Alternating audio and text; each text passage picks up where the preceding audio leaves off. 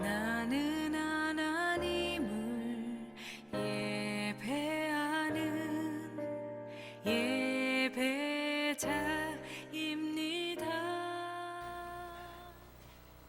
오늘부터 우리 찬양 예배 시간을 통해서 성경에 나오는 비유의 말씀들을 함께 살펴보겠습니다.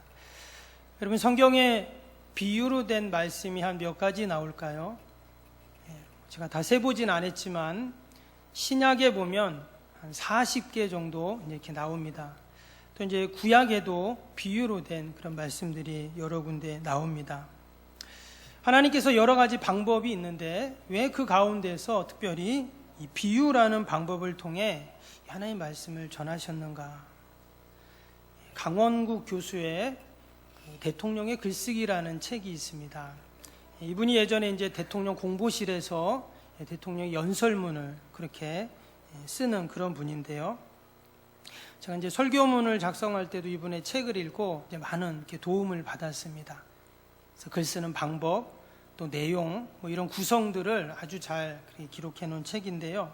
그러면 대통령 연설문을 쓰는 분이니까 얼마나 글을 잘 쓰겠어요? 그래서 국회의원들, 또 이 대통령은 이제 사람들의 마음을 감동시켜야 되잖아요. 그래서 수많은 대중들, 또 국민들 앞에서 참 전달이 중요합니다. 그러한 의미에서 그 글을 이렇게 또 도움을 받았는데요. 여러분, 글이 전달될 때 여러 가지가 있는데 특별히 예시와 또 비유와 또 하나는 비교가 잘 되는 글이 좋은 글이다, 이런 이야기를 합니다.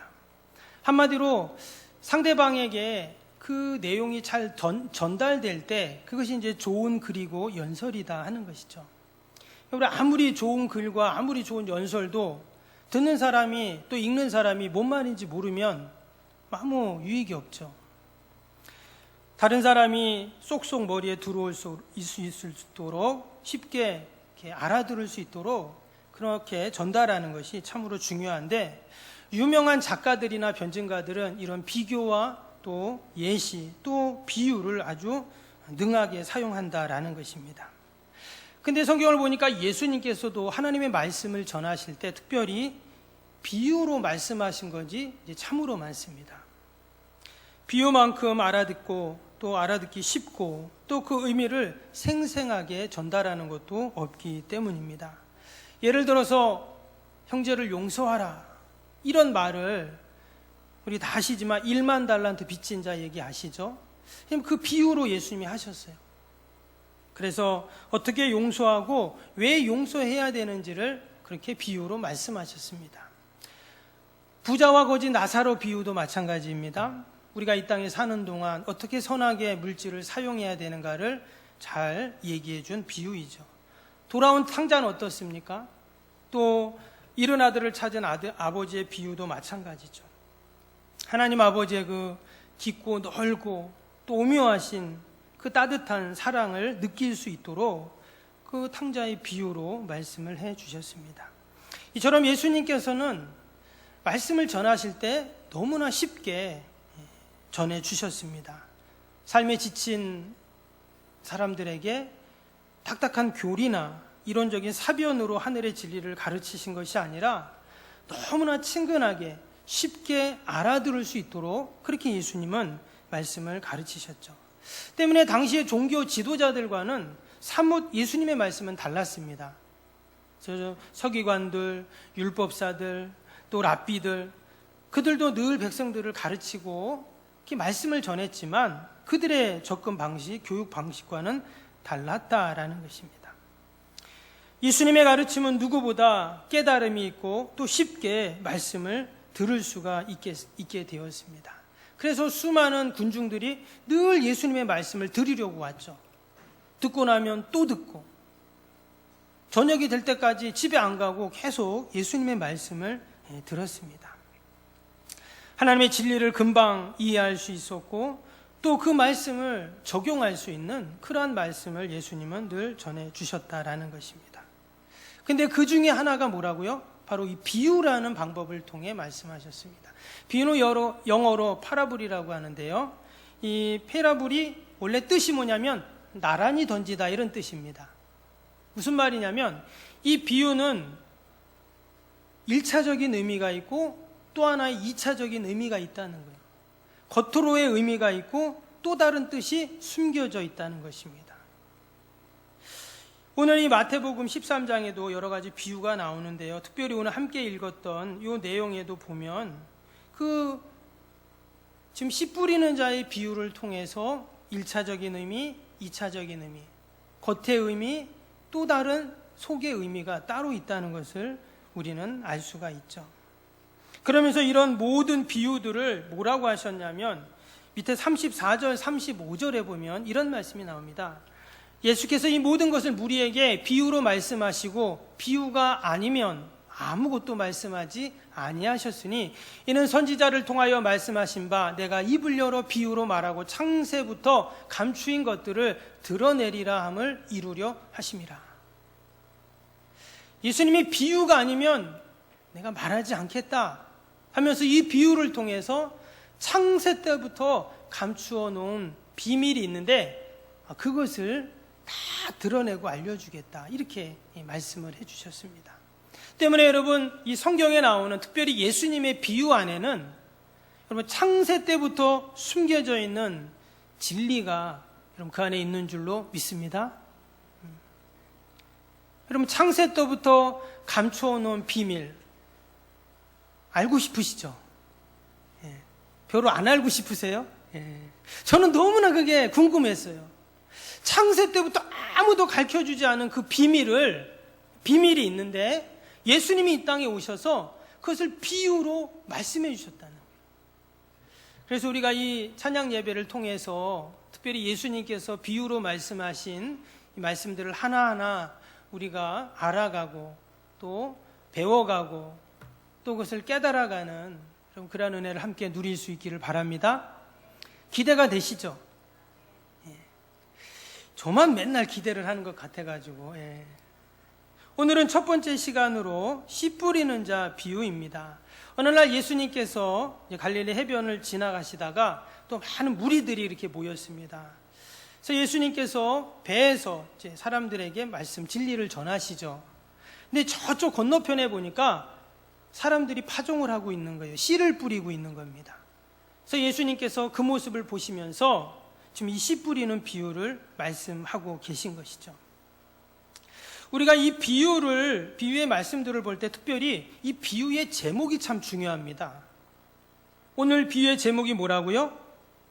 씨 뿌리는 자 비유입니다. 우리가 이 씨 뿌리는 자 비유를 이해하고 해석할 때 때로는 밭의 비유로 이해할 수가 있습니다.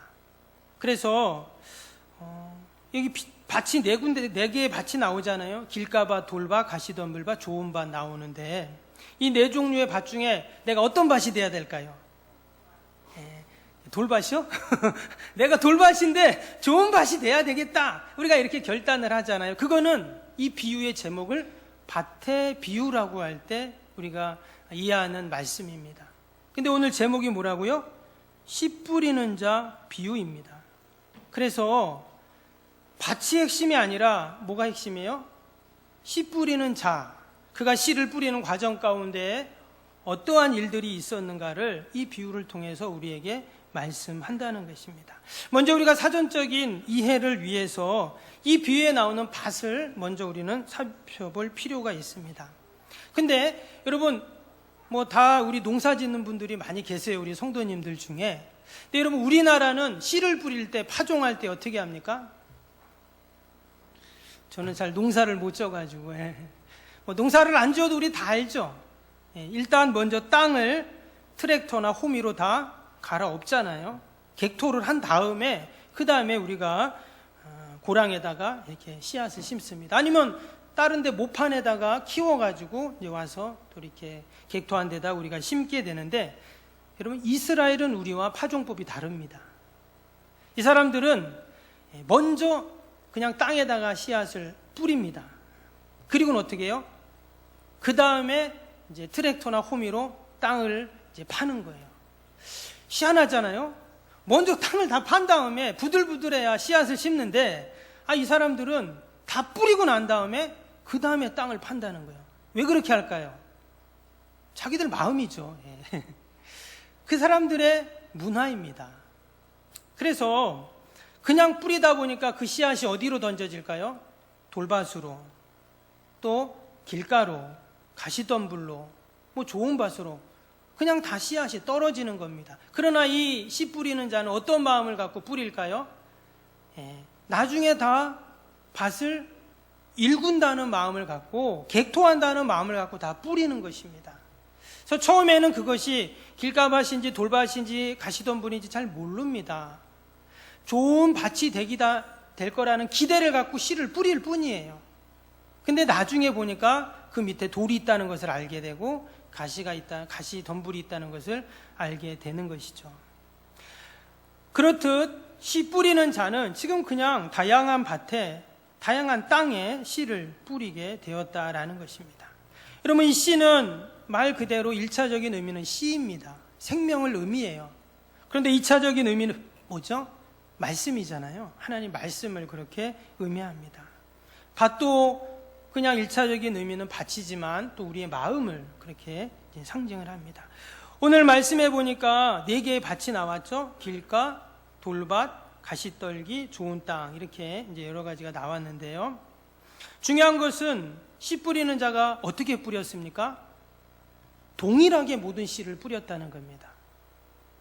거기가 길가인지 돌밭인지 가시덤불인지 좋은 땅인지 그냥 다 좋은 땅이 되기를 소망하는 마음으로 뿌린 것 뿐이에요.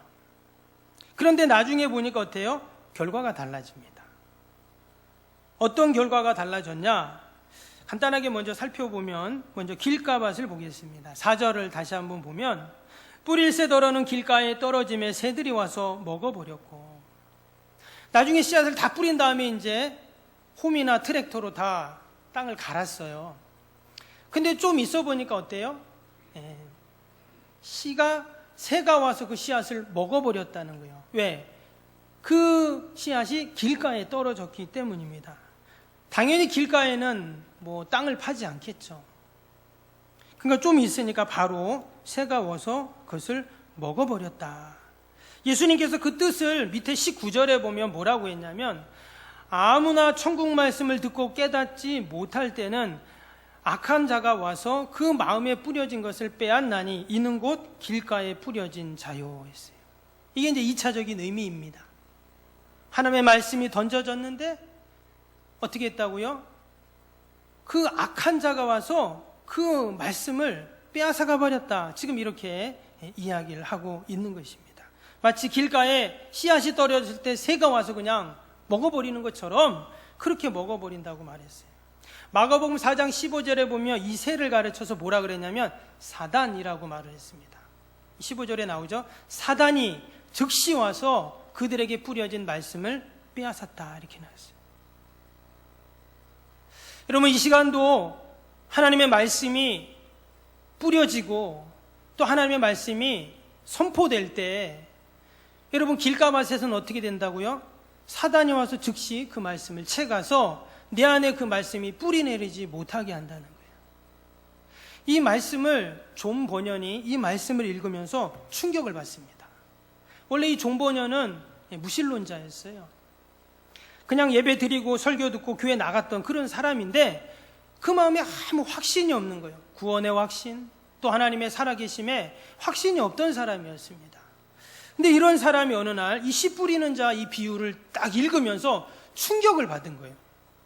내가 지금까지 수도 없이 예배를 드리고 수도 없이 말씀을 드렸는데 왜 나는 그 말씀에 감흥이 없고 그 말씀이 내 안에 뿌리를 내려서 열매를 맺지 못하는가?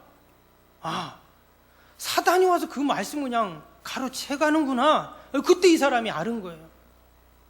그리고는 그때부터 내가 그래서 영적인 맹인이었구나, 영적인 맹인의 상태로 머물러 있었구나, 아무런 삶의 변화가 없구나 하는 마음을 갖고 내가 사단에게 속고 사네, 이런 마음을 그는 갖고 괴로워하다가 그 다음부터 이제 말씀을 대하는 태도가 달라지게 됩니다.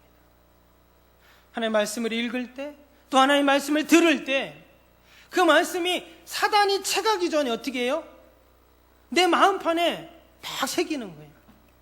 할렐루야.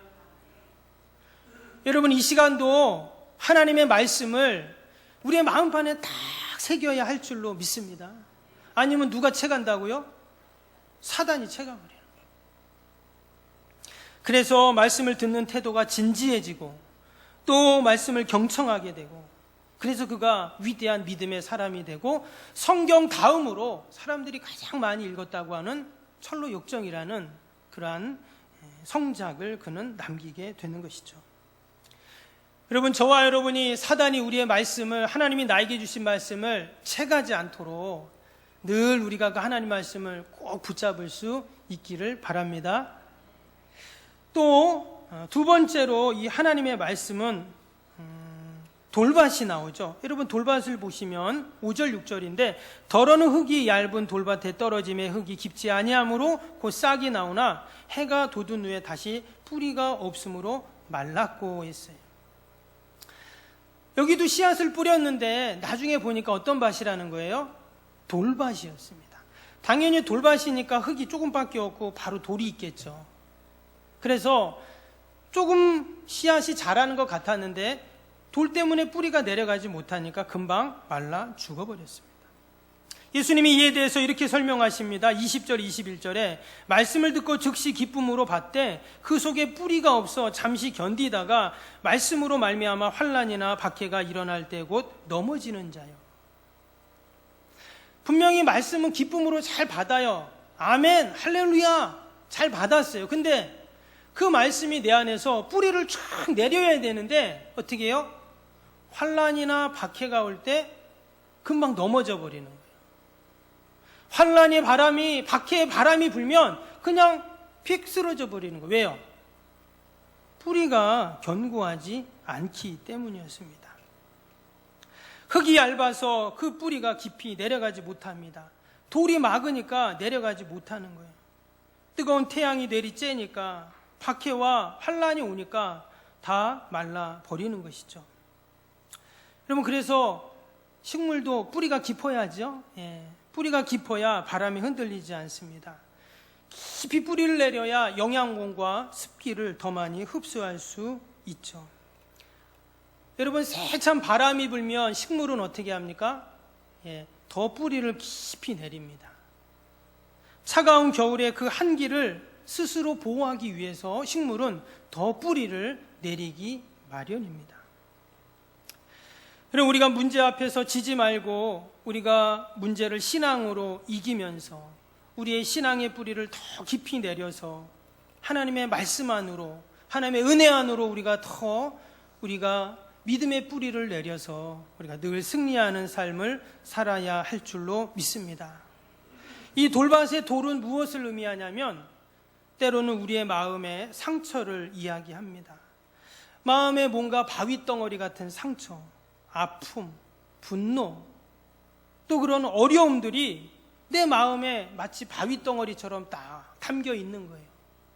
그래서 밭에 씨앗을 뿌렸는데 그 씨앗이 내려가다가 돌에 딱 막히는 것처럼 하나님의 말씀이 내 마음판에 던져졌는데 그게 뿌리를 내려야 되는데 이만한 그 돌덩어리가, 바위덩어리가 뿌리를 내리지 못하게 딱 막고 있다는 것입니다. 그래서 우리가 말씀을 통해서 참된 영적인 기쁨과 생명의 은혜를 누리기 위해서는 우리가 늘 성령님을 의지해야 합니다. 십자가를 바라봐야 합니다. 진리 안에서 하나님이 주시는 그 은혜를 사모해야 여러분 우리의 심령 가운데 던져진 그 하나님의 말씀의 씨앗이 온전한 뿌리를 내릴 줄로 믿습니다. 세 번째는 어떤 밭입니까? 가시떨기 밭이죠. 7절에 보니까 더러는 가시떨기 위에 떨어짐에 가시가 자라서 기운을 맞고 이랬어요.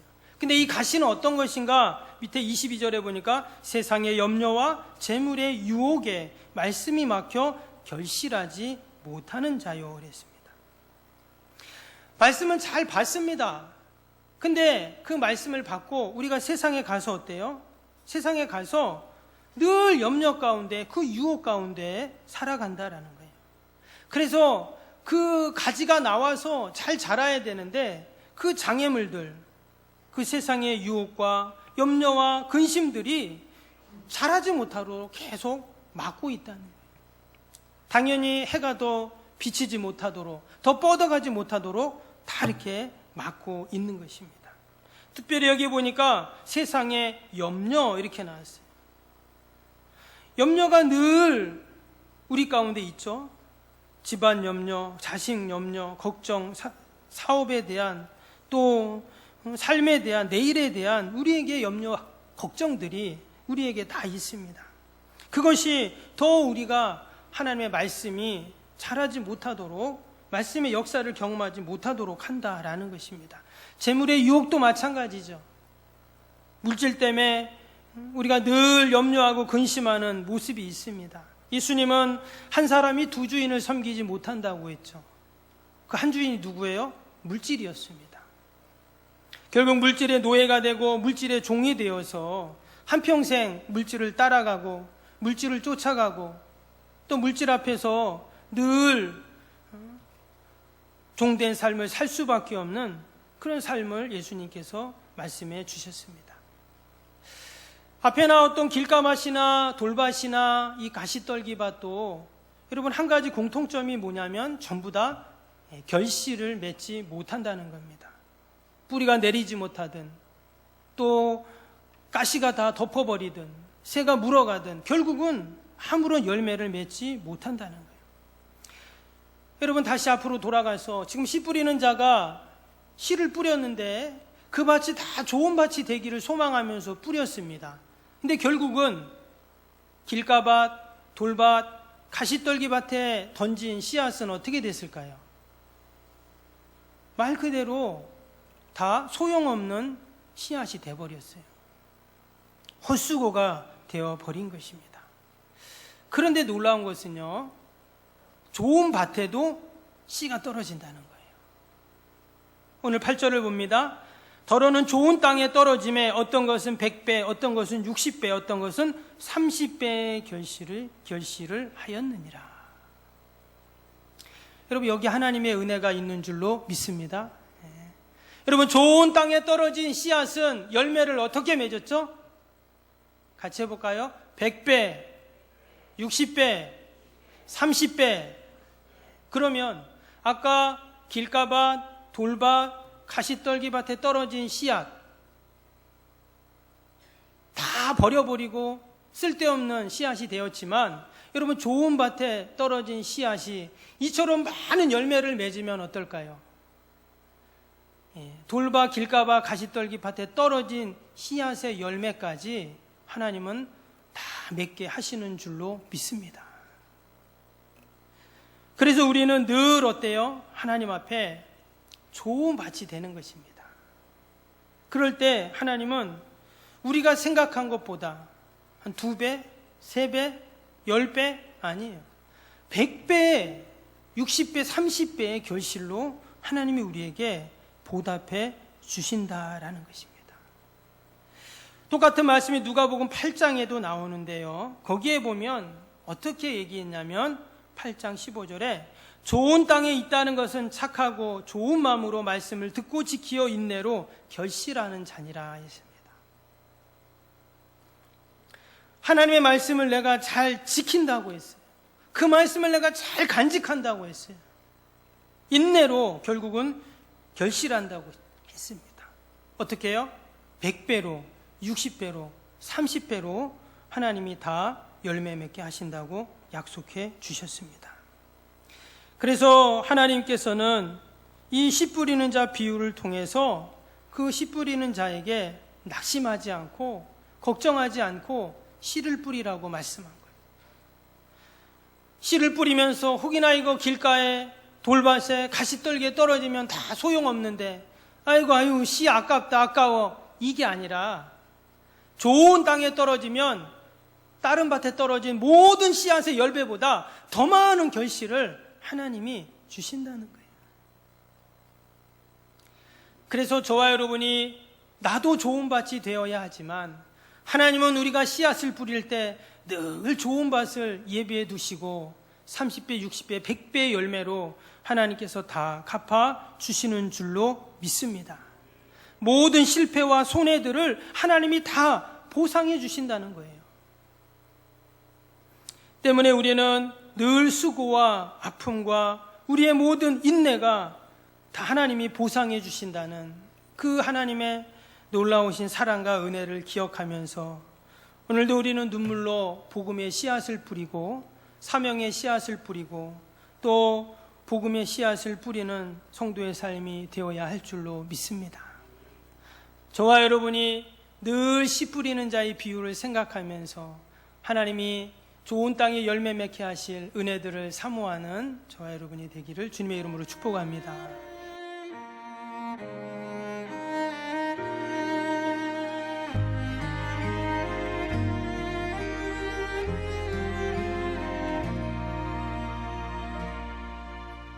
나는 하나님을 예배하는 예배자입니다.